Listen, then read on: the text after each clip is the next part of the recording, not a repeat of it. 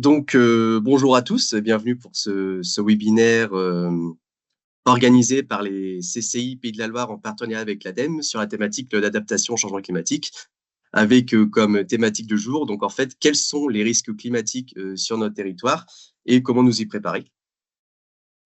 Déjà, avant de commencer, pour le confort de tous et le bon déroulement, je vous demanderai de bien garder vos micros coupés. Et sachez que ce webinaire donc, est enregistré et vous pourrez retrouver ce replay donc, sur la chaîne YouTube des CCI Pays de la Loire. Et bien sûr, tout le long de ce webinaire, n'hésitez pas à réagir, à poser vos questions dans l'espace chat et nous y répondrons en fin de webinaire. Je me présente, je suis Geoffrey Lenevé, conseiller développement durable au sein de la CCI de la Mayenne et je suis accompagné donc, de Caroline Molic. Je te laisse te présenter peut-être, Caroline. Oui, bonjour à toutes et tous. Donc moi, conseillère transition écologique au sein de la CCI Maine et Loire. Et en fait, on a des homologues dans toutes les CCI. On est bien sur un webinaire régional aujourd'hui, donc on a la chance d'avoir des entreprises de partout en Pays de la Loire. Et donc, aujourd'hui, nous aurons aussi le plaisir de faire intervenir Rémi Brunet, responsable QSE au sein de l'entreprise Elitel, qui pourra vous partager un peu les bonnes pratiques et comment son entreprise s'adapte au dérèglement climatique. Et Caroline, je te laisse la main. Oui, alors avant de démarrer, on trouvait intéressant de pouvoir apprendre à mieux vous connaître et à savoir un petit peu votre niveau de connaissance aussi de ces sujets de l'adaptation au changement climatique. C'est vraiment un sujet en émergence, à la fois en France au niveau citoyen, mais aussi au niveau des entreprises. Et donc, on vous propose quelques questions pour voir un petit peu comment tout le monde se situe autour de la table. Alors, pour démarrer, une première question qui va apparaître normalement directement sur vos écrans. Quel est votre niveau de connaissance du sujet de l'adaptation au changement climatique? Est-ce que vous estimez que vous avez un niveau de connaissance plutôt faible, moyen ou fort? Est-ce que c'est des choses que vous connaissez bien ou pas?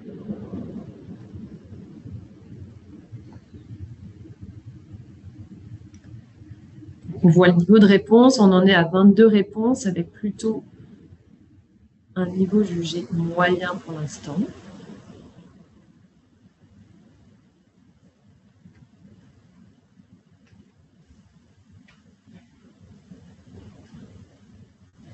On peut laisser encore quelques secondes. Normalement, tout le monde voit bien sur son écran la question s'afficher. Voilà, je vois que les réponses continuent à augmenter.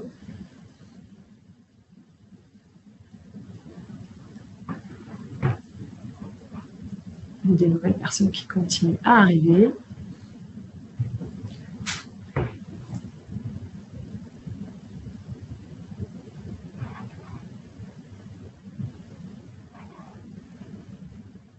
Je vois pas le compteur continuer à augmenter. On va peut-être passer sur la prochaine question. Donc, en tout cas, intéressant de voir que certaines personnes estiment qu'elles ont plutôt faible connaissance, à peu près pareil pour fort, mais la majorité, pas loin des 2/3, on est plutôt sur un niveau moyen. Donc, l'objectif d'aujourd'hui, ça va être de vous éclairer encore plus, de vous donner un certain nombre d'éléments pour bien appréhender cette notion d'adaptation au changement climatique et comment ça vient aussi en complémentarité avec toutes les mesures d'atténuation par ailleurs. Une deuxième question pour vous sous forme de nuage de mots. Est-ce que vous pouvez nous dire pour vous le changement climatique, c'est quoi? Quand on vous dit changement climatique, ça vous fait penser à quoi? À quel mot? À quelle grande notion?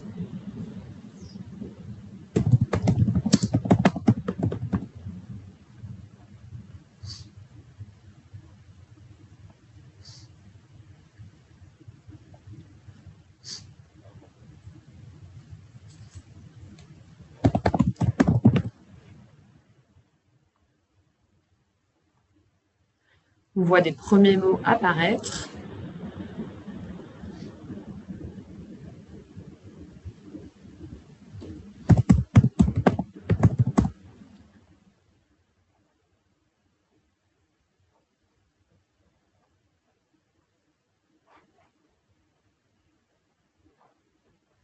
On voit les mots de catastrophe naturelle, de forte chaleur, de risque.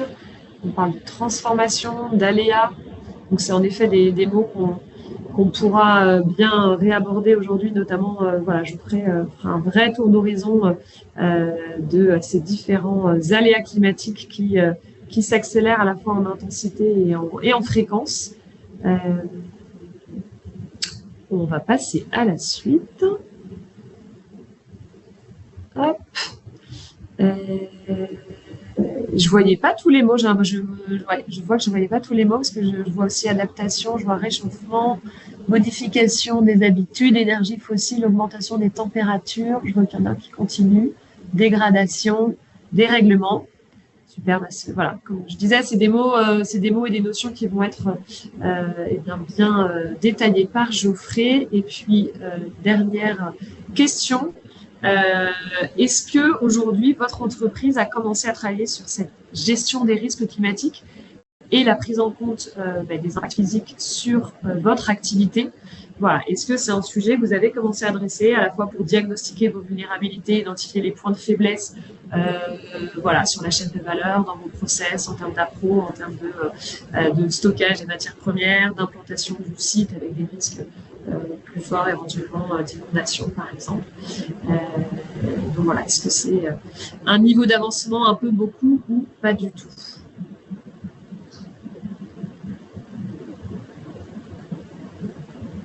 Et donc, on voit en termes de réponse, on a plutôt une majorité un peu, mais quand même 28%, pas du tout. Donc c'est bien, enfin en tout cas c'est bien. Disons que vous êtes au bon endroit et que l'objectif d'aujourd'hui c'est aussi de vous faire prendre conscience à quel point ce sujet de l'adaptation c'est un sujet d'anticipation et que la prise en compte voilà, de ces éléments-là dans votre activité, comment développer notre culture du risque climatique, c'est des choses qui nous permettent de réduire les risques. Voilà, Geoffrey, je te laisse introduire le programme du jour et puis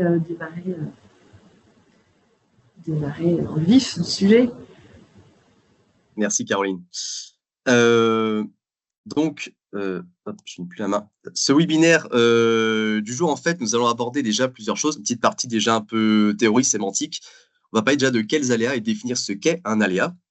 Nous allons enchaîner ensuite avec les impacts sur le territoire, car en fait, les impacts des aléas climatiques sont totalement différents d'un territoire à un autre, même en Pays de la Loire. Ensuite, des impacts aux échelles d'entreprise avec des exemples. Et enfin, les projections climatiques d'ici à 2110. Nous enchaînerons ensuite avec des retours d'expérience d'entreprise, dont le témoignage d'Elitel. Et enfin, une présentation des offres, des accompagnements CCI sur l'adaptation au changement climatique. Et enfin, une petite liste de guides et ressources à la fin que vous pourrez consulter sur comment se préparer et prendre connaissance, s'acculturer sur la thématique de l'adaptation. Donc, de quels aléas parle-t-on? J'ai entendu qu'il y avait quelques mots, donc aléas et risques, et c'est vrai qu'en fait, ce qui est intéressant là-dedans, c'est que ça fait partie un peu de la même équation. En fait, les aléas, on les trouve intéressants, ils sont impactants parce qu'il y a forcément un enjeu à côté. Ce qu'on appelle aléa, en fait, c'est tout phénomène naturel aléatoire. Ça peut aller de la sécheresse, de l'inondation, de la forte pluie, de l'incendie. Et en fait, ces aléas ont une conséquence parce qu'il y a un enjeu. Ces enjeux, donc en fait, ça va être soit des enjeux de population, des enjeux de biens économiques, de biens d'infrastructure, soit d'environnement naturel. Et donc, cela emmène forcément un risque majeur. Ces risques majeurs, en fait, sont des risques qui auront des fortes conséquences, qui dépasseront, en fait, les capacités des secours et affecter aussi durablement tous ces enjeux. Donc, les enjeux sociétaux, les enjeux économiques et les enjeux aussi naturels. Ce qu'il faut comprendre, c'est que ces aléas, en fait, s'ils sont en augmentation due au dérèglement climatique, il y aura donc une augmentation du risque et donc une augmentation des impacts en conséquence. Cependant, ce qui est à nuancer, c'est que tous ces risques, en fait, sont très dépendants de l'humain. Si on a une politique au niveau d'une commune qui met en avant toute la gestion des eaux de pluie, des risques d'inondation, la culture aussi de la gestion des risques en entreprise, si on est plus sur ce penchant, si on prend en compte notamment le dérèglement climatique, les vagues de chaleur, etc., ça dépend aussi tout bêtement des infrastructures mises en place. Si on a des zones d'expansion de crues, on est bien moins susceptible d'être touché par une inondation. Euh, Là, ce que je vous projette, en fait, c'est une carte des nombres de reconnaissance des catastrophes naturelles, donc CatNat. Ce qu'il faut prendre en compte, en fait, c'est qu'il y a plusieurs typologies d'aléas ici en Pays de la Loire, historiquement. Et en fait, comme le dit l'adage, pour savoir où l'on va, il faut savoir d'où l'on vient. Et cela s'applique très bien en fait au dérèglement climatique et notamment la partie adaptation parce que le dérèglement climatique en fait va voir ces aléas s'intensifier autant en fréquence qu'en ampleur. Et donc il y a plusieurs types d'aléas qui ont été identifiés. Donc les vagues de chaleur qui entraînent des sécheresses et des incendies, mais aussi toute la partie forte pluie entraînant des inondations, des submersions. Et un autre aléa qui peut-être passe un peu plus inaperçu, mais qui est très impactant sur le territoire, notamment français, ce sont les retraits et gonflements d'argile. Ce qu'il faut voir aussi, c'est qu'il y a des territoires qui vont être plus touchés par des aléas que d'autres. Et ça, en fait, c'est dû à certains facteurs qui vont être aggravants ou limitants. Il va y avoir la présence d'un cours d'eau qui va impacter très fortement une commune, mais 2 kilomètres plus loin, en fait, on ne sera pas du tout impacté. Il y a aussi les typologies de cours d'eau. Si on a des ruisseaux, des rivières ou des fleuves à type de sable, enfin des fleuves de sable comme on appelle la Loire, ou des fleuves comme la Garonne, ce sont des fleuves un peu plus classiques, on aura des impacts totalement différents. Les typologies de sol peuvent aussi être très impactées. Si on est sur un sol de socle comme la Loire-Atlantique ou la Mayenne, on aura beaucoup moins d'impact avec les retraits gonflements d'argile que sur des sols plus karstiques, plus argileux comme le Maine-et-Loire. Et il y a bien sûr aussi la typologie d'occupation des sols. Si on a des grandes monocultures ou des sols très urbains, on sera beaucoup plus impacté par les fortes pluies, les fortes précipitations intenses et sur courte durée que sur des espaces plus naturels, plus végétalisés. Et donc, quels seront les impacts en fait sur vos territoires? Ce qu'il faut voir, c'est que nous avons identifié en fait 5 conséquences à ces aléas, donc les retraits gonflements d'argile, les inondations et les submersions, à différencier des inondations, les incendies et aussi la baisse de la disponibilité en fait de la ressource en eau ou la sécheresse.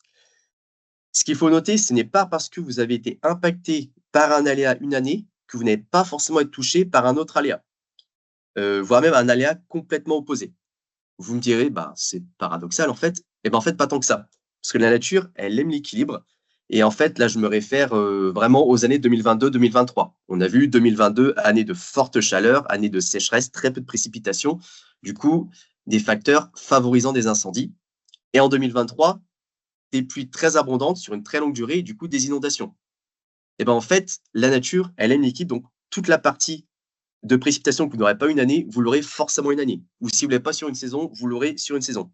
C'est là vraiment le cœur du dérèglement climatique, ça va être l'alternance d'événements extrêmes.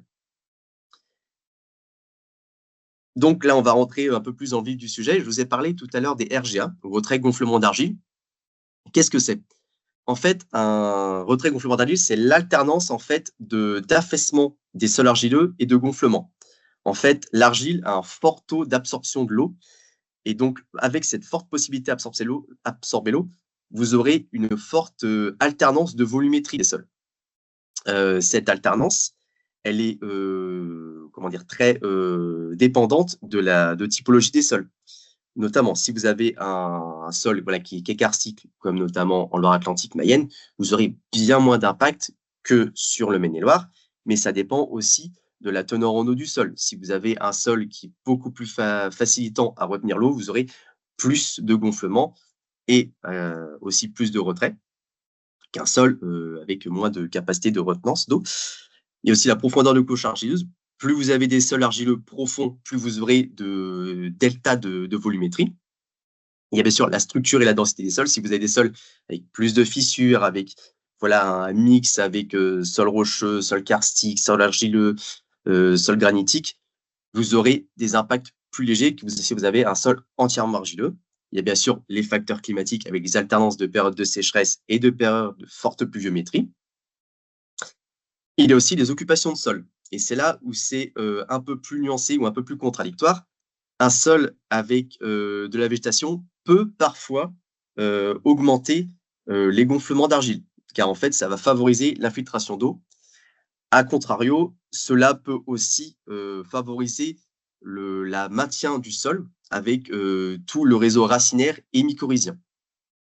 Il y a bien sûr les facteurs anthropiques, avec voilà, les artificialisations de sol, les monocultures, etc. Et enfin, surtout, les caractéristiques d'ouvrage.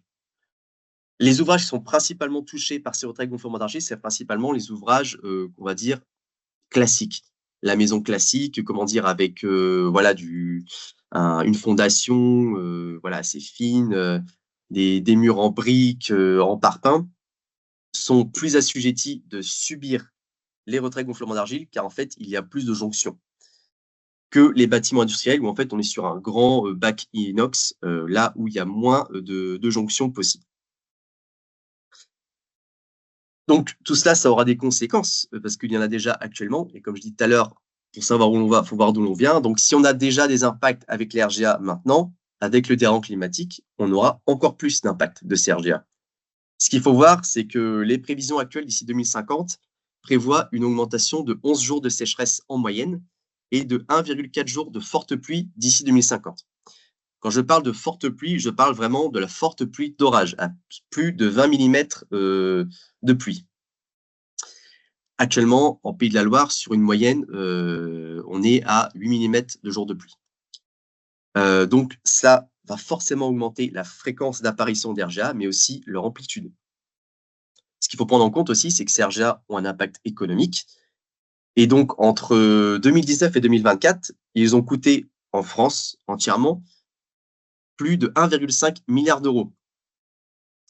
Et ce, comment dire, sur la globalité, que ce soit entreprise ou particulier. Alors, comme il y a, bien sûr, il y a une nuance à apporter parce que les entreprises sont moins impactées sur ce niveau-là que les résidences classiques, dues à la conception du bâti. Cependant, tout ce qui va être annexe aux entreprises, donc si vous construisez un local en plus, un quai de chargement-déchargement, un garage, ça, ce sont vraiment les parties les plus impactées, car en fait, vous aurez une jonction, en fait. Et c'est vraiment sur toutes les parties jointives que les RGA viennent travailler. Au niveau des inondations, ce qu'il faut savoir, c'est qu'en Pays de la Loire, il y a actuellement 409 communes qui sont couvertes par un plan de prévention des risques d'inondation. Donc, ça veut dire qu'il y a un risque d'inondation qui a été potentiellement découvert. Sur ces 409 communes, 145 sont considérées factuellement en risque d'inondation. Qu'est-ce que ça veut dire? Ça veut dire qu'il y a 300 000 habitants qui vont être exposés, qui sont exposés à ces risques d'inondation, et donc 250 000 emplois qui peuvent être potentiellement touchés. Ça, c'est à l'heure actuelle. Avec le dérèglement climatique, d'ici 2050, ce que l'on voit, c'est que les dommages annuels moyens, eux, pourraient croître à plus de 150%. C'est là où l'on voit que sur notre région, les inondations sont vraiment un des aléas qui va le plus toucher la région. Titre d'information, pour remettre un peu de contexte et donner un peu de partie économique, les inondations du Nord-Pas-de-Calais en fait, de 2023 ont coûté 430 millions d'euros sur 3 mois. Et cela seulement sur un territoire. Ça donne un peu le contexte économique qui peut se dresser à l'avenir.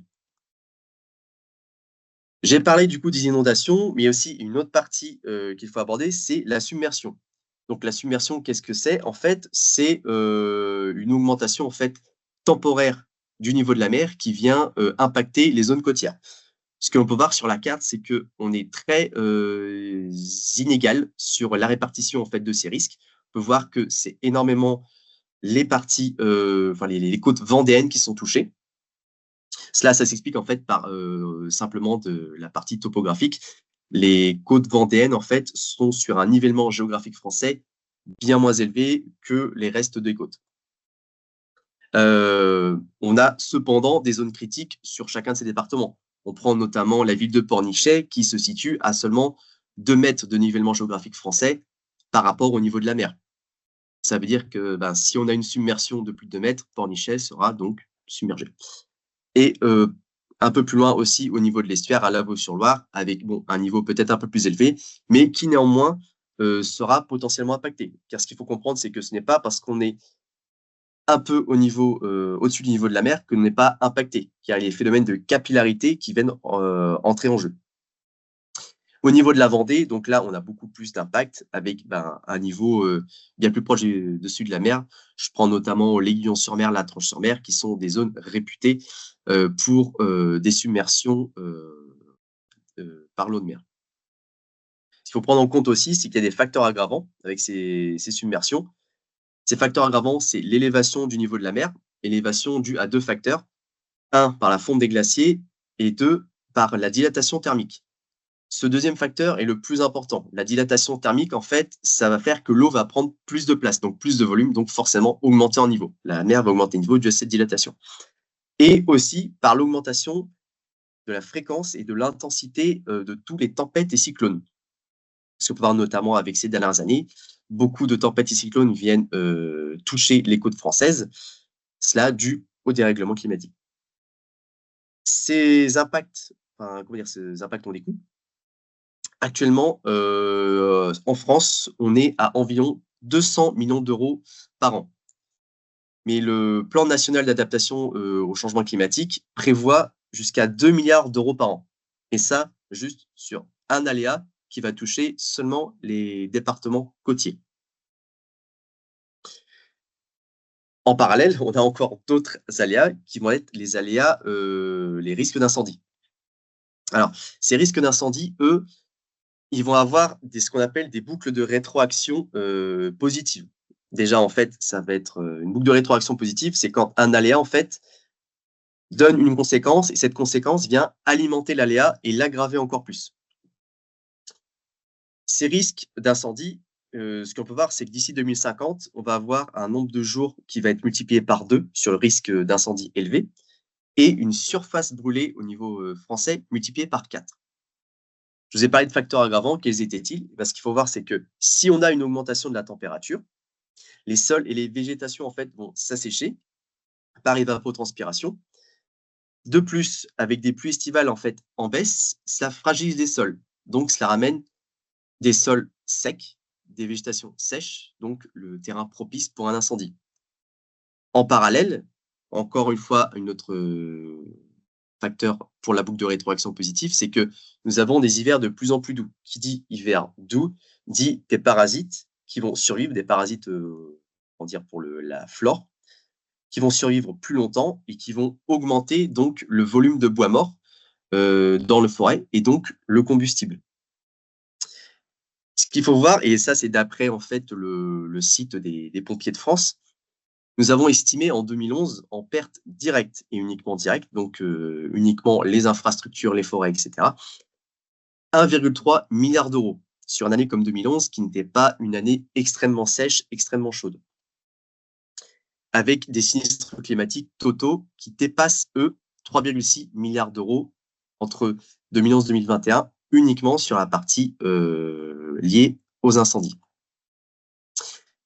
Nous avons là uniquement les parties financières, mais nous avons aussi des coûts indirects, des impacts sociaux qui, eux, par contre, sont très complexes à prendre en main et à quantifier. Nous avons aussi des impacts sanitaires, car lorsque vous êtes à proximité en fait d'un incendie, il y a un impact avec les particules fines brûlées qui viennent en fait impacter votre santé et donc impacter soit vous directement en dirigeant ou votre chaîne de valeur ou directement vos salariés en entreprise. Avec cela, en fait, ce que ça inclut, c'est déjà en fait une augmentation des troubles respiratoires, mais aussi cardiovasculaires, et aussi une augmentation des hospitalisations et, in fine, de la potentielle mortalité des personnes exposées. Nous avons aussi des impacts socio-économiques. Comme je dis, plus haut, nous avons des impacts financiers, mais là, c'est vraiment uniquement sur la partie entreprise, avec une perte des productivités, autant par la perte en fait de matières premières ou rupture de chaîne de valeur, notamment avec l'agriculture, le tourisme, etc., mais aussi des coûts psychosociaux qui, eux, sont mal quantifiés.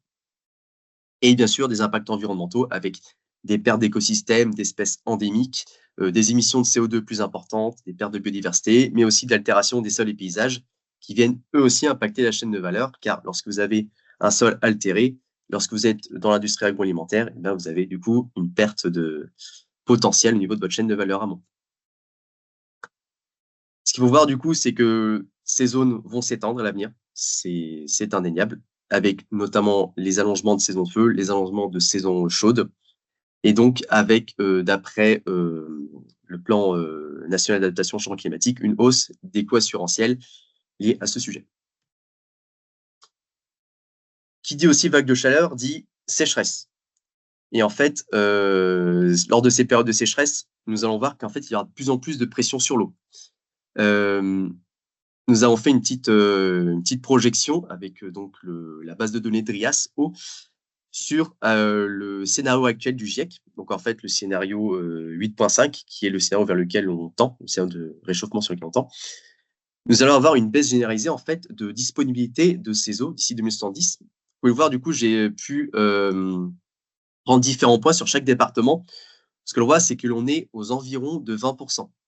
20% de disponibilité en moins, cela aura un impact énorme sur les entreprises. Car ce qu'il faut savoir, c'est que sur le plan sécheresse, il y a 3 typologies d'acteurs en France qui sont concernés. Ce sont les entreprises, les agriculteurs et les particuliers. Les particuliers, malheureusement, c'est très complexe de mettre cela en place. C'est très complexe de mettre en face des politiques de sobriété à ce sujet-là. Donc, c'est malheureusement une catégorie de personnes qui sont enlevées de ce plan de sécheresse ou qui ne sont pas prises en compte. Au niveau de l'agriculture, là, en fait, on entre sur la pyramide de Maslow. En fait, la base de la pyramide de Maslow, c'est pouvoir se nourrir, s'hydrater, dormir. Du coup, c'est vrai que là, sur un plan purement théorique, je veux dire philosophique, c'est très complexe de demander au niveau de l'agriculture de moins consommer. Et malheureusement, du coup, la seule entité qui les restera, ce sera le monde entrepreneurial, le monde de l'entreprise et donc le monde industriel. Ce site, donc cette base de données DRIAS, elle nous donne une tendance d'ici 2070 à une baisse entre 15 et 50% donc sur la France des débits estivaux, sachant qu'en fait, il y a une inégalité totale là-dessus. Nous avons de la chance, en Pays de la Loire, nous sommes seulement aux alentours de 20%, donc en bas de l'échelle. Si vous allez un peu plus dans le sud, je pense notamment en région PACA, là, vous serez entre 40 et 50% de baisse de débit d'eau par rapport aux années de référence qui sont 1976-2005. À titre d'information, en 2022, la sécheresse elle a coûté 5,6 milliards d'euros. Uniquement la partie sécheresse, et cela sur les 8 à 10 mois qui ont couru. Et peut-être pour compléter là, Geoffrey, ce que tu disais là sur la grande sécheresse en 2022, pour information, la ville de Nantes, suite à la sécheresse là, était à 2 jours de ne plus pouvoir alimenter en eau la ville, hein, la métropole, donc les habitants. Donc vraiment cette question de la ressource en eau, la crise de l'eau est attendue pour 2030, donc c'est un vrai sujet, et comme le disait très justement Geoffrey, notamment aussi pour le monde économique. On va rentrer dans le détail par territoire, et je pense que Geoffrey, on va devoir faire un peu plus vite pour laisser aussi la parole après à Elitel et laisser vraiment le temps de présenter comment eux s'adaptent et adaptent leur entreprise. Très bien. Je vais accélérer. Donc là, je vous ai un peu étayé tout ce que j'ai dit avec des exemples, notamment en Loire-Atlantique, avec un magasin de grande distribution. Donc, ce qu'on peut voir, c'est que la Loire-Atlantique est touchée par vraiment une large typologie d'aléas climatiques. Là, nous avons un magasin de grande distribution en fait, qui est touché par une inondation. Inondation, en fait, qu'est-ce que ça a amené 1,80 m d'eau dans le magasin. Donc, en fait, impossible d'y accéder. Ça a entraîné une fermeture pendant 2 mois, donc aucune activité pendant 2 mois, et 200 salariés, en fait, en chômage technique. Donc, un impact économique très important. Dans le Maine-et-Loire, du coup, là, on est plus sur la chaîne de valeur amont pour tout ce qui va être industrie agroalimentaire. Là, c'est un arboriculteur qui, en fait, en 2021, il y a eu une période en fait, de gel où il y a eu jusqu'à moins 4,5 degrés en pleine floraison. Ce qu'il faut savoir, c'est que tous les arbres fruitiers, lors de la période de floraison, ce sont là où ils sont le plus fragiles. Et donc, manque de chance pour lui, ça arrive à ce moment-là. Donc, 50% de sa production est perdue et jusqu'à 90% sur certaines variétés. Conséquence, perte économique majeure, malgré des coûts fixes en fait, qui sont toujours maintenus. Donc, des solutions ont été trouvées, solutions peut-être un peu plus, comment dire, de dernier recours, comme des pompes, des aspersions antigel, et d'autres techniques d'adaptation qui sont peut-être un peu plus pertinentes, comme l'adaptation culturelle changée pour des espèces plus résistantes, qui s'adaptent mieux aux aléas climatiques plus extrêmes. En Mayenne, nous avons eu donc en 2018 des périodes de fortes pluies qui ont entraîné en fait des inondations, notamment dans les centres-villes. Et nous avons donc l'exemple d'une boulangerie en fait qui s'est retrouvée inondée et qui a subi en fait des dégâts sur tous ses équipements électriques. Donc les vitrines congelées, les fours, les congélateurs. Cette perte a été estimée à 200 000 euros et les assureurs, eux, n'ont pris en charge que la moitié en fait de cette perte. En Sarthe, 2022, donc période de sécheresse, là, on est sur une entreprise du secteur agricole avec la vente d'intrants, mais aussi de fournitures pour l'agriculture. Et en fait, ben, les baisses de développement de céréales, les baisses de rendement de céréales dues à la sécheresse et des oléagineux, en fait, bon, ont donné une forte diminution des ventes d'intrants. Forcément, parce qu'on a moins de plantes vivantes pour nos intrants, on a moins de ventes d'intrants. Et donc, bah, une perte de marge brute pour cette entreprise. En parallèle, au niveau des éleveurs, du coup, et ça, c'est directement impacté, si on a une perte forcément de matières premières, comment dire, oléagineux, etc., nourriture pour l'élevage, le bétail, on a aussi une perte de fourrage, donc des coûts supplémentaires pour ces éleveurs. Et qui se répercutent, in fine, sur la chaîne de valeur. Et enfin, en Vendée, cette fois, c'était pendant les périodes de tempête. Il y a eu, en fait, chez un ostréiculteur, une perte de 200 à 300 poches d'huîtres qui sont en fait tombées dans le fond des mers et du coup qui sont inutilisables, impropres à la consommation. En parallèle de ça, nous avons eu aussi des dommages sur les infrastructures frigorifiques qui, elles, ont été inondées. Nous n'avons pas eu de projection de coûts sur ce sujet. Il n'empêche que l'activité a été au stand-by pendant plusieurs semaines. En parallèle, sur le même territoire, des entreprises, notamment à Saint-André-Gouldois, qui ont vu leurs infrastructures, leurs toitures complètement arrachées. Donc là aussi, encore une fois, des semaines, voire des mois de stop d'activité. Donc, je vous ai parlé de projections climatiques, que le climat, en fait, va s'aggraver et va complètement se dérégler. En chiffres, qu'est-ce que ça donne? Là, je vous ai fait un peu une synthèse, en fait, avec les bases de données pour voir sur les territoires quelle vont être l'augmentation des vagues de chaleur. Ce que l'on peut voir en moyenne, c'est que l'on aura 2 fois plus de vagues de chaleur d'ici la fourchette 2040-2070. Les vagues de chaleur, en fait, c'est tous les jours supérieur à 25 degrés. Pour les personnes travaillant en industrie et travaillant en atelier, à partir de 25 degrés, ça devient très complexe. On a une baisse de productivité, une baisse d'attentivité, augmentation de l'accidentologie. Ouais, il y a vraiment toute une chaîne qui se met en place. On a aussi une augmentation donc des précipitations, fortes précipitations. Donc, je vous l'ai dit, des précipitations au-delà de 20 mm de pluie. Ce que l'on peut voir, là aussi, on a une augmentation, certes un peu plus faible, mais là, on parle uniquement des fortes précipitations au-delà de 20 mm. Là, je vous le dis actuellement, on est sur des jours de pluie en moyenne à 8 mm sur la Loire-Atlantique. Ça veut dire que, de par en fait, effet boule de neige, les pluies vont aussi augmenter de manière générale. Donc les inondations par la suite. Et enfin, sur les risques d'incendie, la sécheresse, ce que l'on peut voir, c'est que là, c'est vraiment l'impact qui va le plus augmenter, avec en fait des ratios d'augmentation aux environs 2,5 sur la quasi-totalité de la région, avec la Mayenne qui, elle, devient vraiment plus sensible sur ce sujet, avec un ratio d'augmentation de x5, 5 fois plus de jours à fort risque d'incendie d'ici 2050. Et donc, je laisse la main à Caroline pour son retour d'expérience d'entreprise. Oui, merci Geoffrey. Je vais vous partager mon écran pour prendre la main. Normalement, ça fonctionne. L'objectif d'aujourd'hui, c'est aussi de vous montrer comment des entreprises, fortes de ces risques-là, intègrent aussi dans leur fonctionnement l'amélioration de leur capacité d'adaptation. Et donc, l'objectif, c'est aussi de vous illustrer qu'en tant qu'acteur économique, vous êtes un maillon essentiel de la résilience de votre entreprise et de la résilience aussi des écosystèmes et du territoire.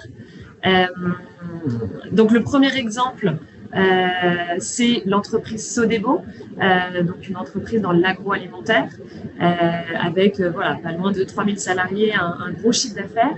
Et eux, ils sont impactés notamment en cas de sécheresse sur leur production même parce que donc ils sont très dépendants de la ressource en eau, hein, que ce soit pour laver les légumes, que ce soit pour cuire les pâtes, ou que ce soit pour après laver tous les équipements.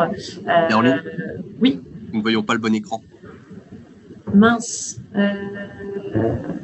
C'est-à-dire là, tu es en mode présentation. Oui. Ok, paramètres d'affichage. Est-ce que c'est mieux là? Oui, c'est mieux, oui. Ok, super, autant pour moi.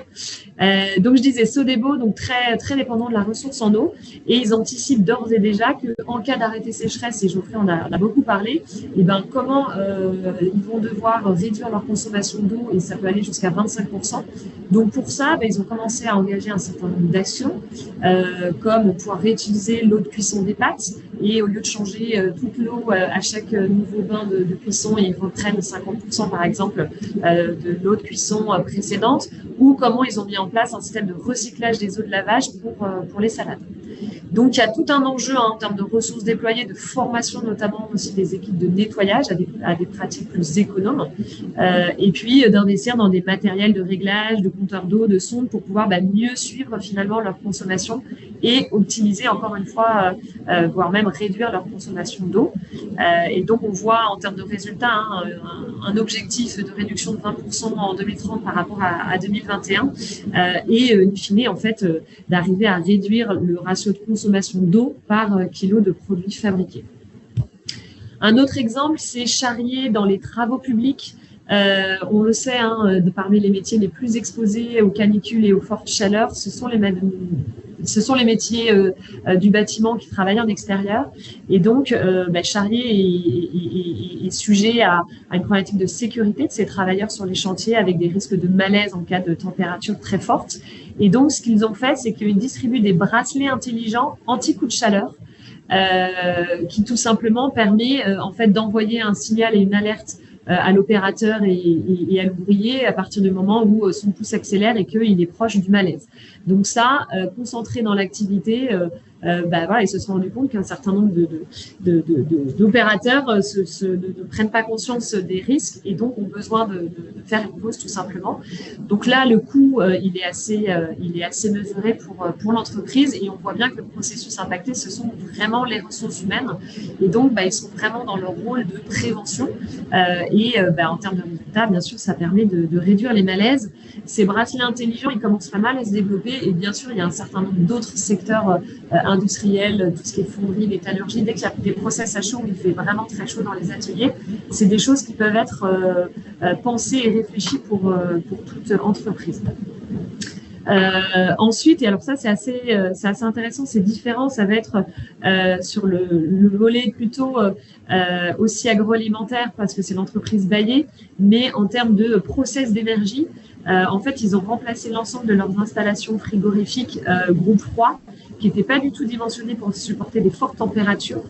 Et donc, en fait, ça générait des arrêts de production dès qu'il faisait plus de 35 degrés en extérieur. Et donc, ils ont centralisé la production de froid et même d'eau chaude sanitaire avec un système de récupération de chaleur fatale. Ils ont mis des condenseurs adiabatiques. En tout cas, ils ont vraiment repensé toute leur installation frigorifique qui leur permet de réduire, voire d'arrêter les arrêts de production et en plus de réduire leur consommation d'électricité, leur consommation de gaz même de supprimer les risques pour la santé sur le volet risque légionellose. Là, c'est sur la partie condenseur adiabatique.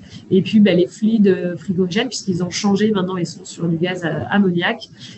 Et ce qu'on voit, c'est qu'en termes de ROI, de retour sur investissement, il est assez rapide pour eux, parce que dès 1 an et demi, en fait, grâce aux économies annuelles qu'ils réalisent, ça leur permet vraiment d'être rentable assez vite. Et donc, ils ont obtenu des aides de l'ADEME pour cela. Et puis, le dernier exemple, qui n'est pas une entreprise, mais qui est plutôt à l'échelle d'une zone d'activité économique, même de plusieurs zones d'activité économique, portée par une association qui est le SPICE Sèvres et Bocage en Vendée. Et en fait, c'est comment à l'échelle d'une zone d'activité, ils ont pu réintégrer de la biodiversité et améliorer le cadre de vie des habitants et des travailleurs. Et donc, il y a un contrat nature qui a été passé, c'est des modalités juridiques avec la région Pays de la Loire qui a pu financer et aussi aider à ce gros projet. Et ça a été quelque chose de grande ampleur, parce que plus de 6 zones d'activité économique concernées, avec plus de 300 entreprises, pas loin de 8000 salariés. Et l'idée, c'est comment mettre en œuvre des actions participatives pour aussi impliquer et les entreprises, les salariés, les usagers. Et donc, concrètement, il y a un certain nombre de travaux de génie écologique qui ont été faits, que ça soit sur la création de noues, donc ces fossés qui permettent l'infiltration de l'eau pluviale à la parcelle, des vergers, de l'éco-pâturage notamment, et puis favoriser encore une fois la perméabilité des sols. Et donc, voilà, en termes de résultats, c'est au-delà de revégétaliser, c'est vraiment réduire le risque d'inondation par une meilleure gestion des eaux fluviales. Voilà pour ces quelques exemples, et puis on vous propose de laisser la main à Elitel.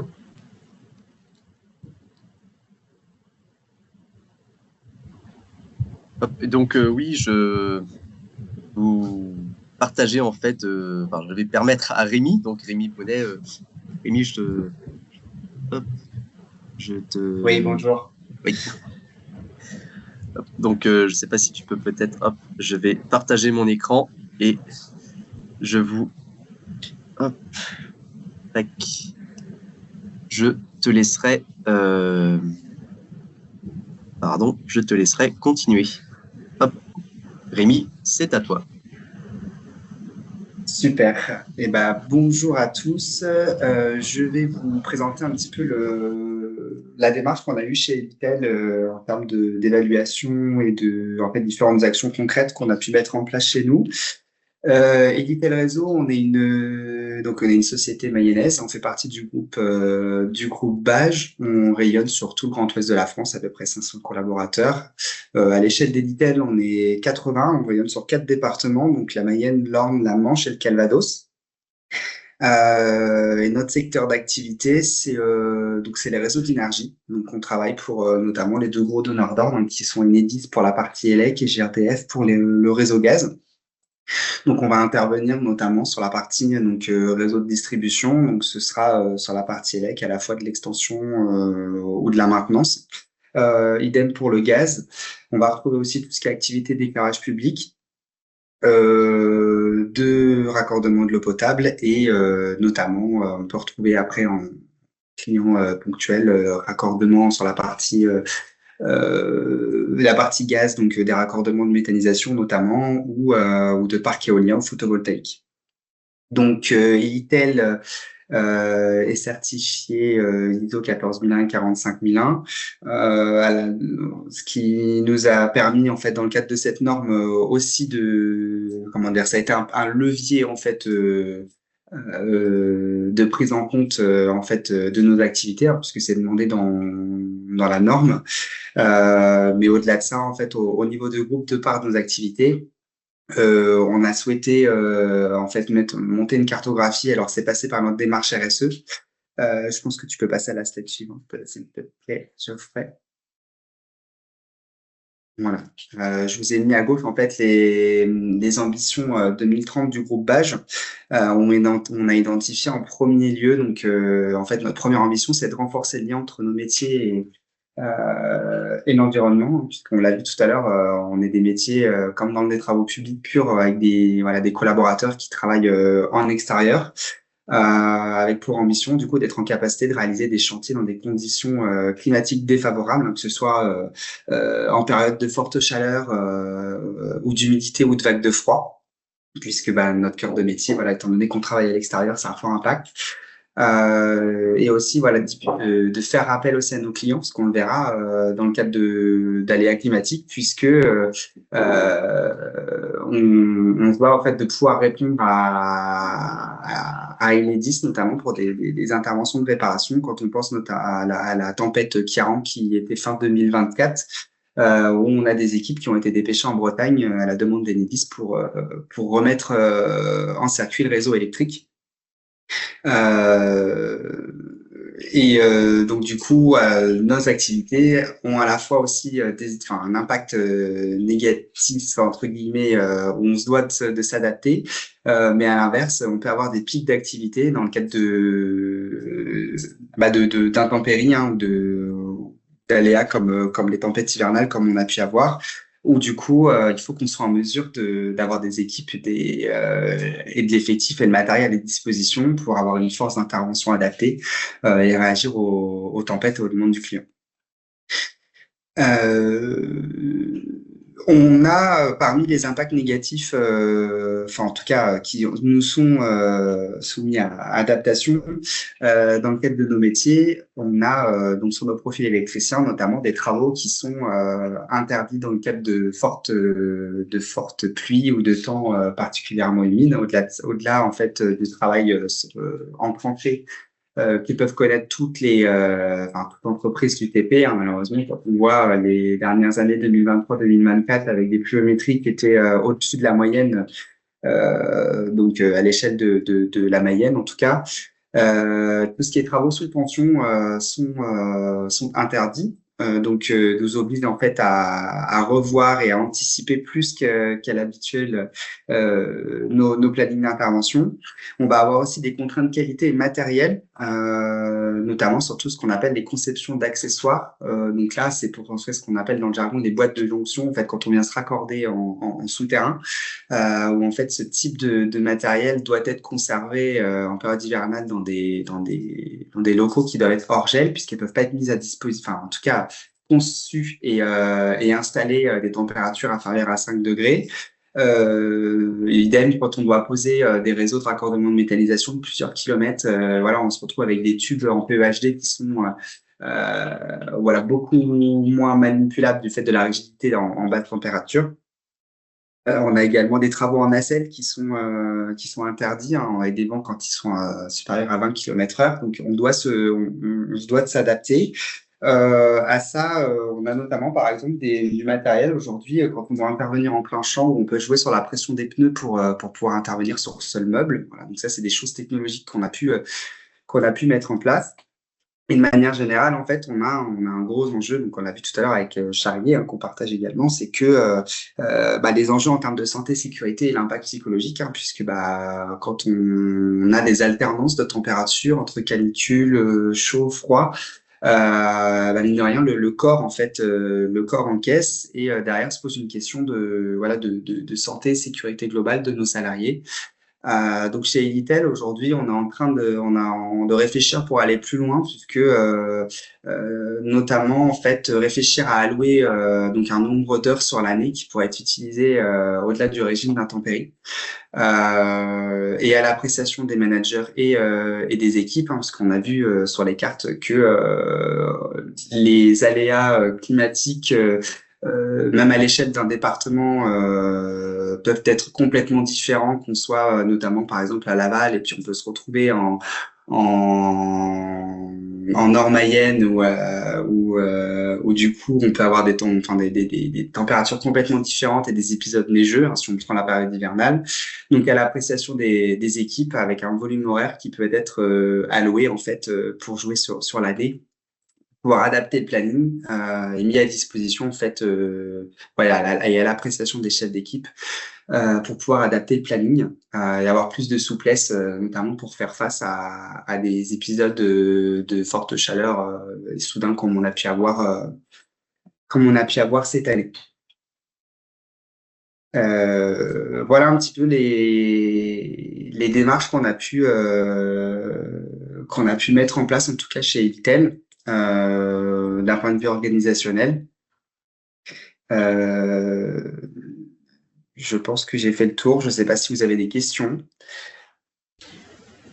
Merci Rémi. Je viens justement d'encourager peut-être les questions dans le chat, mais éventuellement on peut prendre une ou deux questions si certains souhaitent creuser ou en savoir plus.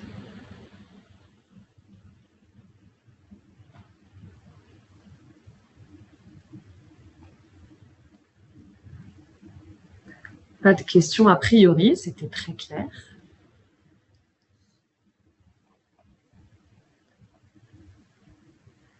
Et ben, à ce moment-là, je vous propose de passer à la suite. Donc, on a vu que voilà, il y avait un certain nombre d'impacts. On a vu les projections à l'échelle du territoire dans les années à venir. La bonne nouvelle, entre guillemets, c'est que la CCI, on est en mesure de vous accompagner sur ce sujet de l'adaptation au changement climatique et la prise en compte, la connaissance de votre résilience actuelle, en tout cas résilience et ou vulnérabilité. Et donc, vous dire qu'on accompagne grâce à l'outil EVAL Adaptation, qui est un outil national qu'on a co-construit avec Météo France et pour lequel on a déjà accompagné plus d'une centaine d'entreprises. On vous accompagne à diagnostiquer les risques auxquels votre entreprise est exposée en vue vraiment de sécuriser votre activité. Donc, c'est un accompagnement qui est gratuit grâce à une convention que l'on a avec l'ADEME et qui nous permet de vous accompagner en 3 temps, en 3 grandes étapes. La première, on vient sur votre site, on passe une demi-journée ensemble parce que c'est un vrai travail d'audit, de questionnement dans lequel on va vraiment balayer l'ensemble de votre chaîne de valeur et des différents processus pour identifier quelles sont les fonctions qui sont susceptibles d'être impactées par les aléas climatiques. Donc, ça va de l'approvisionnement jusqu'à la partie stockage, ressources humaines, les bâtiments dont a aussi parlé Geoffrey, jusqu'à la partie réseau informatique, télécommunications, comment aussi récupérer et être bien approvisionné en énergie, en eau, et qu'est-ce qu'on fait en cas de coupure. Donc ça, c'est la première phase. Une deuxième phase plus interne à la CCI de projection climatique future à l'échelle de votre site. Donc là, nous, grâce à un site comme Drias, et on va faire un jeu de projection à 2030, 2050 et 2070 à l'échelle de votre site. C'est ça qui est intéressant, c'est qu'on a une échelle de 8 km pour précisément identifier l'augmentation des températures à l'échelle de votre site, des risques feux, des risques sécheresse, des précipitations. Et ça vous permet vraiment de vous projeter face peut-être à un aléa pour lesquels vous êtes déjà sensible aujourd'hui, et se dire que ça fait x2, x dans plusieurs années, ça vous permet de mesurer aussi l'urgence parfois à agir et à mettre en place des mesures. Et puis la troisième étape, on revient vous voir pour vous présenter les résultats et un plan d'action avec des préconisations d'action. Ce qui est important aussi peut-être de savoir, et vous ne le savez pas forcément, qu'aujourd'hui, la réglementation vous pousse et pousse les entreprises à engager des mesures et à engager justement des actions en matière d'adaptation. Il y a d'abord l'amendement de 2024 sur les normes ISO.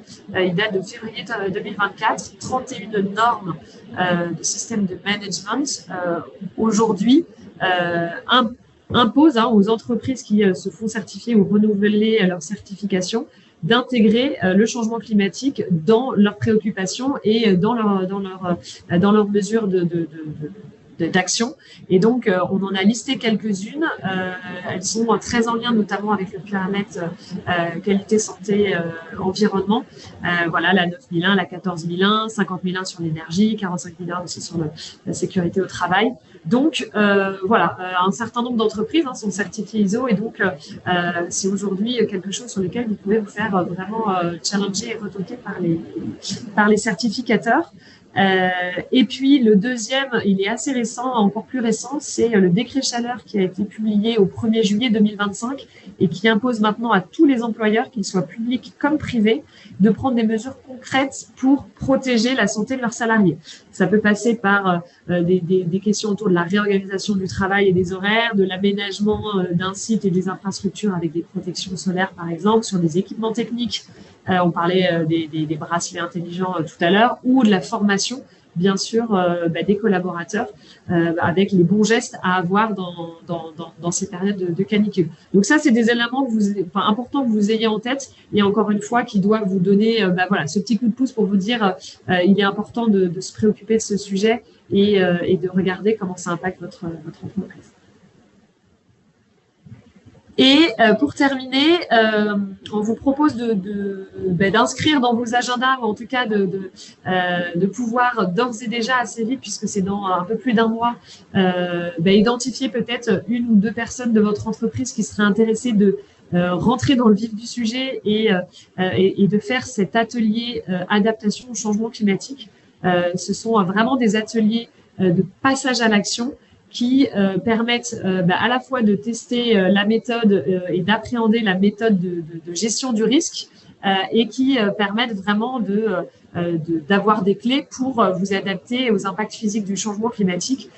Donc, c'est un peu des ateliers format fresque dans le sens où il y a des jeux de cartes, il y a une notion et une dynamique collective, mais c'est plus poussé qu'une fresque dans la mesure où vraiment on va comprendre la méthode du risque et la méthode d'adaptation et comment est-ce que on embarque aussi vers une trajectoire transformationnelle. Donc, c'est quelque chose qui donne vraiment des clés pour les entreprises de comment demain, dans leur entreprise, travailler cette notion de risque et d'adaptation. Et donc, on organise un atelier à l'échelle régionale le 27 novembre après-midi. Donc, ça se passera à Angers. Donc, si vous êtes intéressé d'en savoir plus, n'hésitez pas à m'envoyer un mail. Il y a mon adresse qui est inscrite sur le mail. Et on a un tarif de 250 € hors taxe par entreprise, peu importe le nombre de participants de l'entreprise. Donc, alors on n'ira pas au-delà, je pense, de deux. Mais voilà, si vous voulez venir à deux pour justement se dire que c'est quelque chose que vous travaillez aussi un peu plus collectivement au sein de l'entreprise, n'hésitez pas à m'envoyer un mail.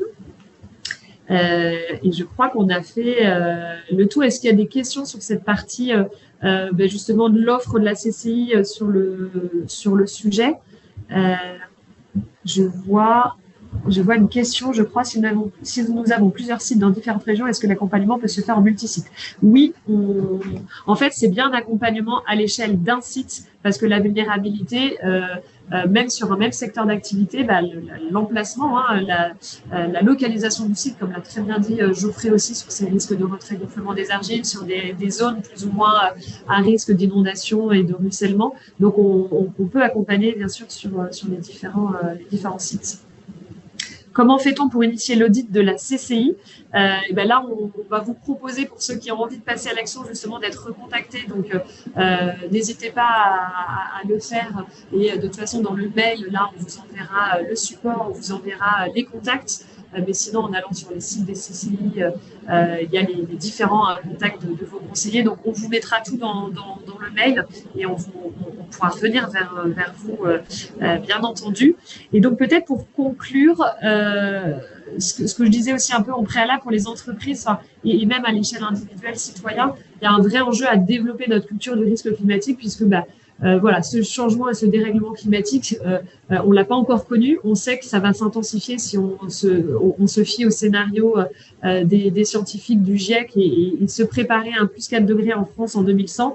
Forcément, c'est comment on développe notre culture de ce risque climatique et donc comment on fait pour se préparer, pour anticiper, pour agir. Je vous laisserai prendre le temps de regarder ces différentes slides, mais l'objectif, c'est aussi pour une entreprise, après, d'intégrer finalement ce risque naturel un peu dans la stratégie et dans la vie de l'entreprise, au même titre qu'on va pouvoir avoir un monsieur ou madame sécurité au travail ou santé environnement. La question de l'adaptation et comment finalement on peut intégrer cette notion de vulnérabilité climatique et ces risques climatiques dans des prises de décision, voilà, c'est aussi quelque chose qui permet à l'entreprise d'être en trajectoire d'adaptation. Pour terminer, parce que je vois qu'il est déjà 12h01, on vous propose de simplement nous dire en quelques mots, je lance 2-3 questions justement pour évaluer votre niveau de satisfaction du webinaire et puis également que vous puissiez nous dire pour ceux qui ont envie d'être recontactés et de passer à l'action, de pouvoir nous envoyer vos coordonnées.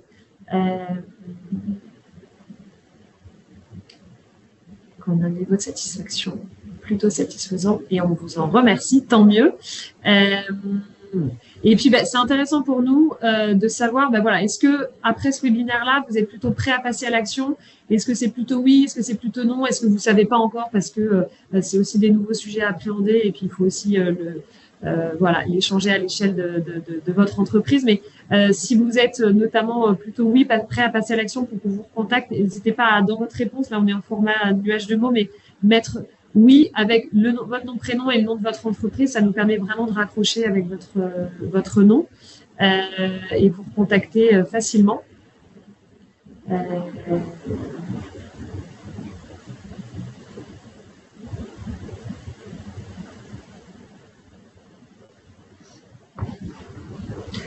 Donc, pour des questions de RGPD, on garde bien sûr voilà, ces informations de coordonnées pour nous à l'échelle de la CCI. Et puis, la dernière question, de la même façon, est-ce que vous êtes intéressé d'en savoir plus sur l'atelier adaptation changement climatique que j'ai présenté là, du 27 novembre? Voilà, ça nous permet de facilement pouvoir vous contacter aussi pour peut-être plus rentrer dans le détail du contenu de cet atelier.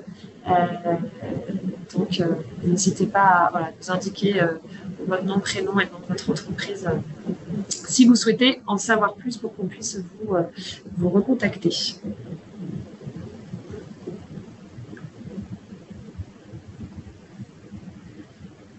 En tout cas, merci beaucoup. Il y avait une dernière slide, mais sinon, vous en prendrez connaissance lors de l'envoi du support, un peu avec quelques liens vers des guides, des ressources, et notamment par rapport à tout ce qu'a présenté Geoffrey. Geoffrey, je ne sais pas si tu voulais en dire un mot ou si, en tout cas, sachez que c'est à votre disposition. Oui, donc en fait, je vous ai fait une petite compilation de différents outils. Voilà, alors que ce soit en fait des outils simplement de veille sur les aléas climatiques, que ce soit inondation, incendie, vent fort, tempête, etc., foudre, et aussi de guides un peu d'acculturation, notamment de PNAC, et puis des sites permettant voilà, de comprendre un peu mieux ce qu'est l'adaptation.